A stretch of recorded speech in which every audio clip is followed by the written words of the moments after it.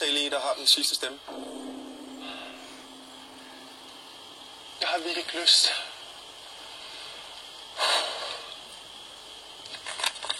Fucking lortedag.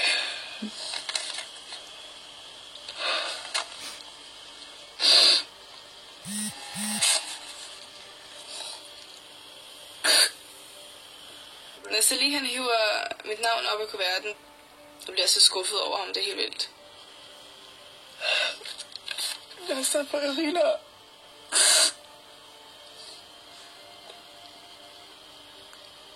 Jeg har nok mistet en veninde. Men jeg håber, at hun vil huske på vores gode tider sammen. Jeg stoler absolut ikke på ham. Jeg prøver stadig at få ham på min side. Men jeg vil aldrig nogensinde stole på ham igen, og han skal bare ud også. Irina, jeg er vild med din personlighed, men som holdspiller, det synes jeg ikke, du er. Så har du jo stemt rigtigt, hva'? Når jeg virkelig bliver skuffet over en person, så er der ingen vej tilbage. Du synes bare, du skal holde din mund nu. Jeg gider ikke høre på det. Jeg har ret til at snakke ud. Du afbryder hver gang, jeg snakker ud. Og hun afbryder mig, bliver pisserasende, og jeg kunne ikke holde det inde mere, så det kom ud som en bombe. Jeg får aldrig lov til at sige min mening. Du har manipuleret mig første gang til at stemme Sofie ud. Det har jeg ikke. Jo, også dengang. Jeg kan ikke godt lide Sofie, men hvis hun skal ud, så er det noget. Det var den eneste, der ikke vil have Sofie ud. Du løber op i mit fjers nu. Ja.